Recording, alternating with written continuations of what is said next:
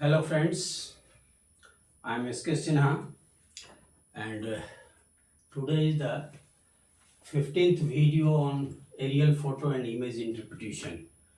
Actually, this is part 2 of this topic, aerial photo and image interpretation. And overall, this is 37th video on different aspects of geology. So, in the previous video, part 1, I have already discussed recognition element. So there are three elements which are used in the photo and image interpretation. First is recognition elements. So there are altogether 7 elements, recognition elements, which I have already discussed in the previous lecture. Second one is geotechnical element. And the third one is the synthesis of or the convergence of evidences which are obtained from recognition elements as well as geotechnical elements. So, so what is geotechnical elements? Recognition element सबसे पहले तो समझना है कि recognition element क्या है. तो recognition element is virtually the feature of the photo और इमेज. तो फोटो का जो इमेज, फोटो या इमेज का जो फीचर है उसमें 7 था, टोन था, टेक्सचर था, शेप था, साइज था, एसोसिएशन, शैडो. सो ये सब डिफरेंट एस्पेक्ट्स जो कि हमने पिछले वीडियो में डिस्कस किया हुआ है. Geotechnical element is virtually the feature of the land surface, and there are 3 important geotechnical elements. One is landform, second is drainage, and the third is vegetation. तो landform, drainage और vegetation virtually they are the feature of the earth. surface पर ये दिखता है and they can very easily be identified on the photo and images. तो ये तीनों जो एलिमेंट हैं, landform, drainage and vegetation, it comprises the geotechnical elements. Now these landform, drainage and vegetation, they furnish variety of information regarding the lithology, regarding the structure. So they are very important in the photo interpretation, photo and image interpretation. So first of all, we will discuss landform analysis. तो landform analysis में जो different features हैं land के, landform के, उसको हम identify करते हैं और तब फिर कुछ inference draw करते हैं, conclusion draw करते हैं. Say for example, different features, high topography. If we identify high topography, इसका मतलब हुआ hard and resistant rocks are there. दूसरा लो टोपोग्राफी. अगर लो टोपोग्राफी है तो ये सॉफ्ट रॉक होगा. सॉफ्ट रॉक का एग्जांपल जैसे शेल हो सकता है, फिलाइट हो सकता है. हार्ड रॉक, रेसिस्टेंट रॉक का एग्जांपल हो सकता है, क्वार्ट्जाइट हो सकता है, मैसिव ग्रेनाइट हो सकता है, गैब्रो हो सकता है. तो अगर हाई टोपोग्राफी है तो we can expect hard and resistant rock like gabbro, granite, quartzite, like that. और लो टोपोग्राफी, सॉफ्ट रॉक, जैसे हमने बताया आपको, शेल हो सकता है, स्लेट हो सकता है, फिलाइट हो सकता है, और एनी अनकंसोलिडेटेड मटेरियल हो सकता है. तो ये है. इसके बाद एक फीचर हो सकता है मेसा एंड बूटे. ये भी बहुत कॉमन स्ट्रक्चर होता है, मेसा एंड बूटे. It is like this, either it may be like this, rounded top और फ्लैट टॉप लाइक दिस. तो ये जो मेसा एंड बूटे स्ट्रक्चर है ये भी बड़ा इंपॉर्टेंट है. यूजुअली क्या होता है कि इसके ऊपर there is a hard capping is there. तो मेसा और बूटे अगर टोपोग्राफी हम आइडेंटिफाई कर पा रहे हैं तो it indicates that there may be horizontal to sub horizontal beds and with resistant unit on the top. तो ये हो सकता है मेसा बूटे का. फिर एक लीनियर रीज हो सकता है. तो linear ridges indicate steeply dipping और vertical beds of hard and resistant rocks. तो कोई भी लीनियर रीज अगर है इसका मतलब कि वहां पे कोई ना कोई एक हार्ड एंड कॉम्पिटेंट मटेरियल का स्टीपली डिपिंग और वर्टिकल स्ट्राटा हो सकता है। इसके बाद if there are number of parallel ridges, अगर इस तरह के रीजेस मिल रहे हैं लाइक दिस पैरेलल रीजेस, तो अगर ये number of parallel ridges are there, it means it is tightly folded strata. और नॉर्मली ये जो पैरेलल रीजेस होते हैं ये नॉन प्लंजिंग फोल्ड, यहाँ एक्सिस जो है हॉरिजॉन्टल है, तो उस केस में there are number of parallel ridges. फिर एक हो सकता है जिगजैग रीजेस। तो जिगजैग रीजेस में क्या होगा,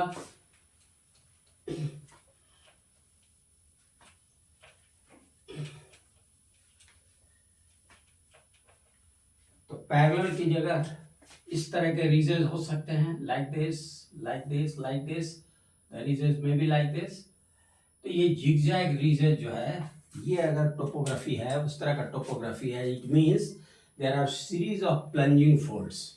तो ये जो प्लंजिंग फोल्ड्स होते हैं वो ये दिखलाते हैं कि इस तरह के जिगजैग रीज बनाएगा ये, तो ये हो सकता है।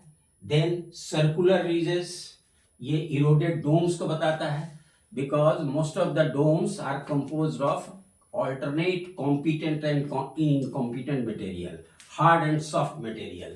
So if they are eroded, domes are eroded, then the circular ridges like this, इस तरह के सर्कुलर रीजेस डेवलप हो सकते हैं। तो ये इंपॉर्टेंट टोपोग्राफी है। तो circular ridges indicates eroded domes. फिर एक हो सकता है कि sudden shift in the alignment of ridges. तो अगर वैसा है, कोई एक रीज है like this, if it is shifted like this, shifting हो गया इसमें, तो इसका मतलब है कि देयर इज ए फॉल्टिंग। तो if there is sudden shift in the alignment of any ridge, तो it is clearly it is a indication of presence of fault. Then dune में भी there, we can identify dune and dune complexes। तो ये indicate करता है Sandy desserts या coastal areas, इसको indicate करेगा। फिर यू शेप्ड वैली अगर है तो ये बहुत कैरेक्टरिस्टिक होता है ग्लेशियल इरोजन का। Okay, it's all right. इसके बाद हम लोग नेक्स्ट आए, दूसरा जो है drainage. So we will discuss drainage analysis. How drainage is important in the interpretation of photo and images. तो जो drainage है, it is one of the most important geotechnical element in aerial photo and image interpretation. And the development of drainage system, it depends much on the nature of the rocks, the streams cut, and the structural features in the rock the stream come across। मतलब कि जो development है drainage का, ये दो चीज़ों पर depend करेगा। एक तो है कि किस तरह का लिथोलॉजी है, किस तरह का रॉक है, स्ट्रीम जो इनकाउंटर कर रहा है किस तरह के रॉक्स हैं। दूसरा चीज़ जो डिपेंड करेगा वो है कि किस तरह के स्ट्रक्चर्स हैं। तो लिथोलॉजी एंड स्ट्रक्चर्स, ये दो चीज जो है, जो ड्रेनेज डेवलपमेंट है उसको गवर्न करता है। So as such a careful analysis of drainage on the photo and image often leads to the identification of different rock types as well as structural features. So if we study drainage analysis, so there are four aspects. So there are four aspects of drainage analysis. One is drainage texture, second is drainage pattern, third is drainage anomaly, and fourth is shape of the valleys.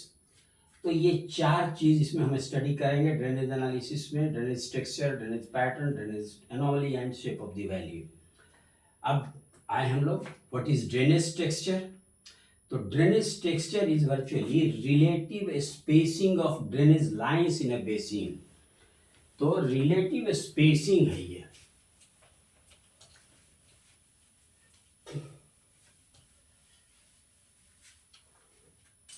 तो suppose this is a basin. तो तो इसमें जो drainage lines हैं इसकी relative spacing क्या है? What is the relative spacing? It defines drainage texture. So drainage texture is relative spacing. और जब हम ड्रेनेज टेक्सचर स्टडी करते हैं तो हमको drainage density and drainage frequency का आइडिया होना चाहिए. तो the concept of drainage density and drainage frequency it must be known.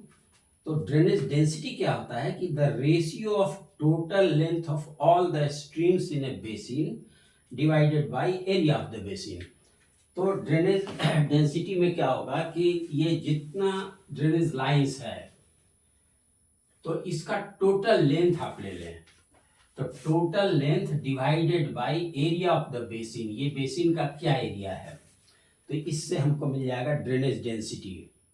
और दूसरा एक टर्म है that is called drainage frequency. So drainage frequency is the number of streams in a basin divided by area of the basin. तो drainage frequency में number count करना है कि how many streams are there और उसको divide कर देना है जो एरिया है बेसिन का उससे. तो you will get drainage frequency. So on the basis of these drainage density and drainage frequency, we can define drainage texture. Or drainage texture, it may be controlled by 3 factors further. किस किस चीज पर depend करेगा? एक climate के ऊपर depend करेगा, दूसरा रिलीफ पर डिपेंड करेगा और तीसरा नेचर ऑफ द बेडरॉक. तो कितना कैसा क्लाइमेट है, whether it is the humid climate मतलब रेनफॉल बहुत ज़्यादा है और it is arid climate rainfall बहुत कम है, इस पर डिपेंड करेगा. दूसरा रिलीफ पर डिपेंड करेगा, हाईलैंड है और लोलैंड है इस पर डिपेंड करेगा. ओके. और तीसरी चीज जो है वो डिपेंड करेगा कौन किस तरह का रॉक है नीचे में. परवियस रॉक है, इम्परवियस रॉक है, whether there are certain weak zones और absence of weak zones. So all these factors will govern drainage texture. तो drainage texture में climate important है, relief important है and bedrock important है, nature of the bedrock. So अब हम लोग जो drainage texture है वो 3 तरह का हो सकता है. One is called fine texture, medium texture and coarse texture. तो fine texture क्या हुआ कि अगर इंटरनल ड्रेनेज बहुत पुअर है, इंटरनल ड्रेनेज मीन्स परकोलेशन जो है वाटर का वो अगर बहुत पुअर है तो but natural the surface run of will be more and more. तो अगर पुअर इंटरनल ड्रेनेज है और हाई सरफेस रन ऑफ है तो it will lead to fine texture. तो ड्रेनेज टेक्सचर फाइन होगा कहाँ? जहाँ पर इंटरनल ड्रेनेज कम है और external drainage that means run off वो ज़्यादा है. बहुत अच्छा एग्जाम्पल इसका शेल हो सकता है. तो सेल में usually fine texture drainage texture कैसा होता है? फाइन होता है. और इसके ठीक कॉन्ट्ररी देयर में भी कोर्स टेक्सचर. कोर्स टेक्सचर में क्या होगा? गुड इंटरनल ड्रेनेज होगा और सरफेस रन ऑफ कम होगा. तो ज़्यादा जो वाटर है that is being percolated downward, so the surface runoff will be less. तो उस तरह का होने से ये कोर्स टेक्सचर होगा.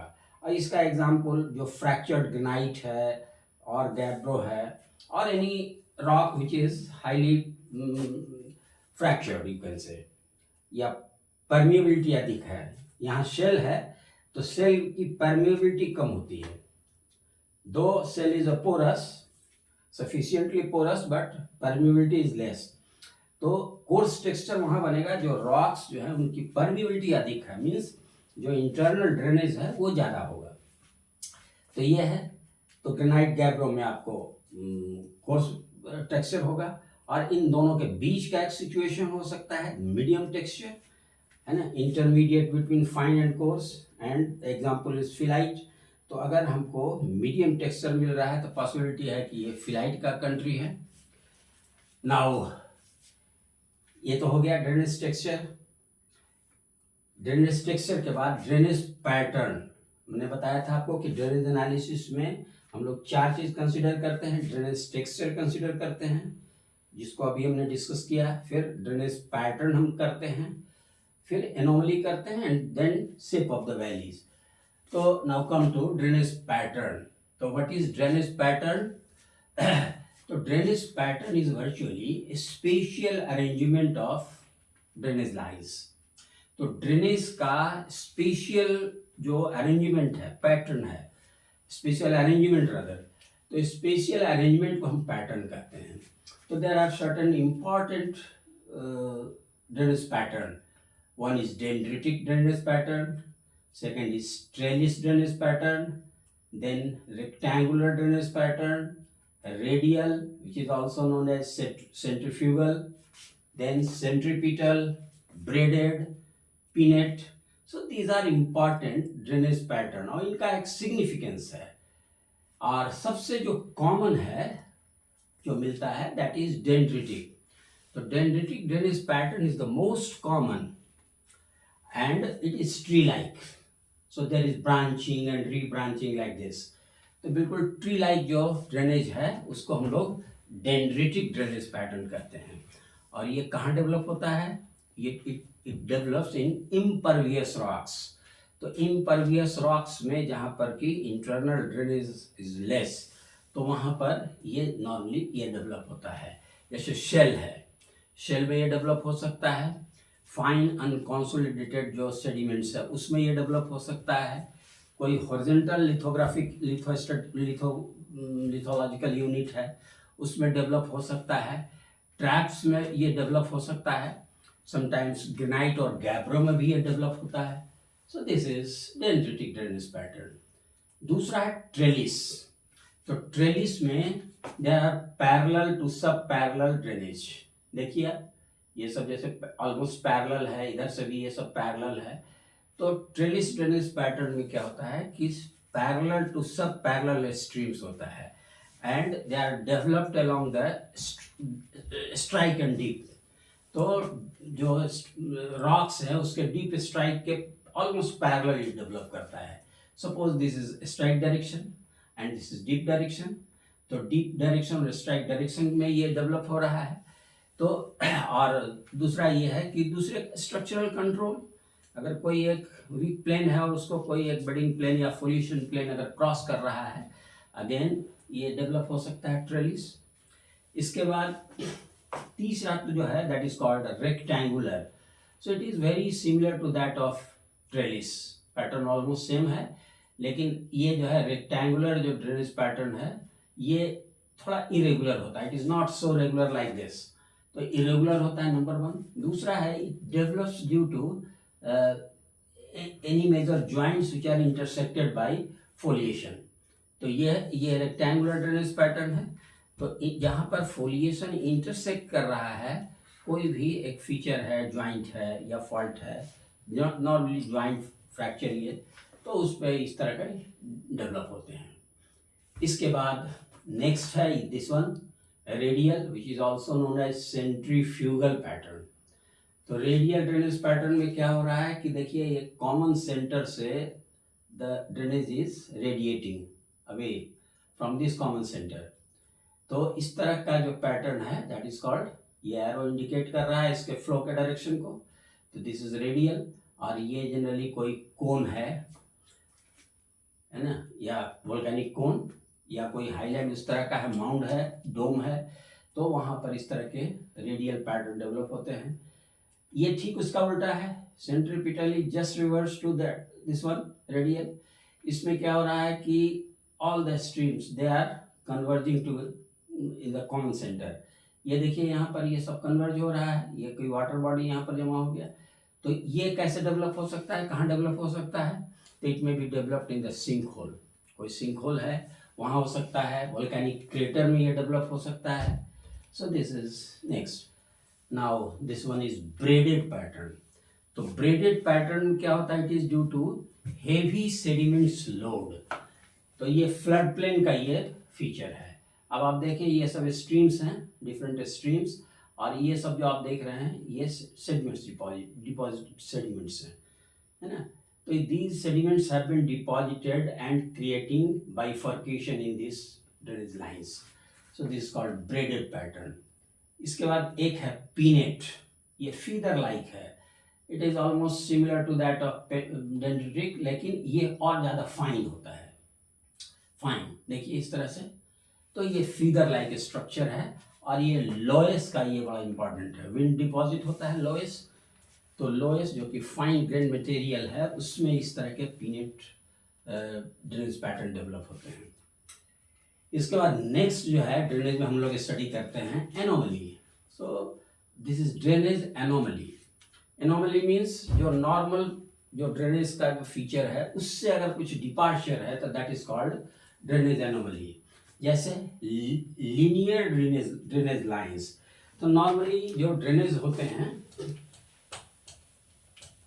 meandering होते हैं, most of the drainage they are meandering in nature, like this, like this, like this.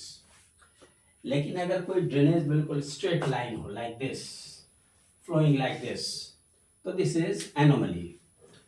तो ये जो एनोमली है स्ट्रेट लाइन, तो इसका मतलब हुआ कि कोई एक फॉल्ट प्लेन है या कोई एक जॉइंट है या दो लिथो यूनिट्स का कांटेक्ट है, स्ट्रेट कांटेक्ट, और उसी को ये फॉलो किया है, तो ये एक एनोमली हो सकता है। Linear drainage line which indicates fault plane और जॉइंट प्लेन और contact between the two litho units.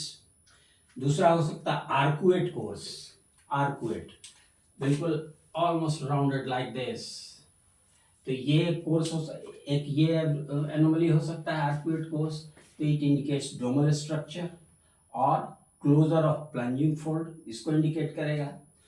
फिर abrupt change in the density, already we have discussed drainage density, तो डेंसिटी में अगर एब्रप्ट चेंज हो रहा है it means there is variation in the lithology और परमेबिलिटी ऑफ द रॉक, तो ये हो सकता है।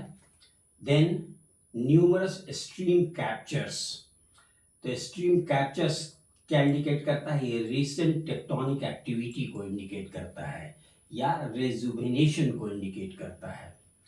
Then linear sinkholes, springs, ये सब अगर है तो इसका मतलब हुआ कि ये फॉल्ट है या जॉइंट है या कोई लार्ज लीनियर फ्रैक्चर है, तो इसके अलावा ये स्प्रिंग्स वगैरह मिल सकता है, या सिंक होल्स अगर है वो भी इसी तरह से लीनियर अगर है, तो इसका मतलब फॉल्ट, जॉइंट, लीनियर फ्रैक्चर से सब हो सकता है। प्रेजेंस ऑफ वाटरफॉल, ये भी एक एनोमली का पार्ट है, तो presence of waterfalls it indicates fault scraps और एब्रप्ट चेंज इन लिथोलॉजी, तो ये हो गया। फिर ड्रेनेज एनालिसिस में हम लोग एक शेप ऑफ द वैली को भी कंसीडर करते हैं, तो the shape of the valley, ये तीन इंपॉर्टेंट क्रॉस सेक्शन हो सकता है वैली का। जो टिपिकल वैली है वी शेप्ड, तो ये जो वी शेप्ड वैली है ये मोस्टली सैंड एंड ग्रेवल में ये चीज़ मिलता है। दूसरा यू शेप्ड वैली है, ये सिल्टी सॉइल में होगा या बाय ग्लेशियल इरोजन। अगर यू शेप्ड वैली प्रेजेंट है, we identify U shaped valley on the photo, it means it is silty soil or there may be glacial erosion in the area. इसके बाद एक ये हो सकता है इस तरह का लॉन्ग गली है ना, ये लॉन्ग गली with gently rounded cross section, तो ये शेप हो सकता है वैली का, तो ये क्लेई सॉइल का कैरेक्टरिस्टिक्स है। So this is shape of the valley. So this is all about drainage analysis. And lastly vegetation analysis, तो वेजिटेशन भी समटाइम्स वेरी इम्पॉर्टेंट है, क्योंकि जो वेजिटेशंस है डिफरेंट टाइप का वेजिटेशंस, चाहे वो स्पीसीज का वेरिएशन हो या फिर उसका कुछ पैटर्न हो, तो it all depends upon soil which support the vegetation as well as different structures which are present in the area. तो वेजिटेशन एनालिसिस में आप देखें there are certain vegetation, we can study density of the vegetation, we can study pattern of vegetation, we can even study type of vegetation, means species, and it signifies something। जैसे density अगर बहुत high है, vegetation की density अगर बहुत high है, it indicates humid climate. तो high density humid climate को इंडिकेट करेगा कि area experience humid climate, moisture ज़्यादा है।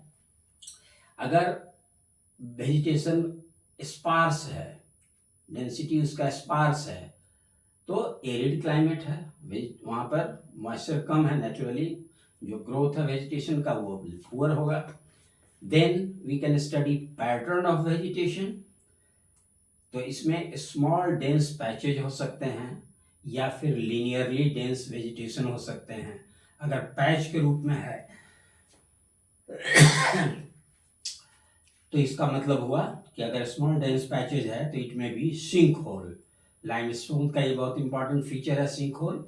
तो सिंक होल में भी present which is filled by silty matter. तो सिल्टी मैटर अगर सिंक होल में है that support vegetation and it will give rise to dense patches. फिर फॉल्ट ज्वाइंट अगर है तो ये लीनियर और डेंस वेजिटेशन होगा, linearly dense vegetation, linear fashion में होगा। इसके बाद there are certain trees type species you can से, उसका भी अपना एक सिग्निफिकेंस है। जैसे पाम एंड विलोज है तो ये हाई मॉइस्चर कंडीशन में इसका ग्रोथ होता है। Mesquite and sage they are favourable in the arid conditions. तो for arid conditions mesquite and sage. Cactus इसका लाइमस्टोन कंट्री में इसका ग्रोथ अच्छा होता है cactus. So if there are plenty of cactus you can identify it means it may be a limestone country. फिर pine, ये quartzite and sandstone specially in high altitude areas में होगा। तो पाइन का अगर फॉरेस्ट हम आइडेंटिफाई कर पा रहे हैं या पाइन का जो ट्रीज है बहुत अधिक अबंडेंस में है, इट मीन्स कि क्वार्जाइट है इस एरिया में और जनरली ये हाई ऑल्टीट्यूड का ये ट्री है। इसके बाद शीशु, दैट मीन्स शीशम, हिंदी में उसको शीशम बोलते हैं, इंग्लिश में इट्स कॉल्ड शीशु। So this is characteristic tree of fresh alluvium. So these are different types of density we can study, pattern and type of vegetation. So this is vegetation analysis. So this is all about today's lecture, and in the next lecture I will discuss the convergence of evidences or synthesis of evidences which are obtained from geotechnical recognition elements as well as geotechnical elements. So thank you very much.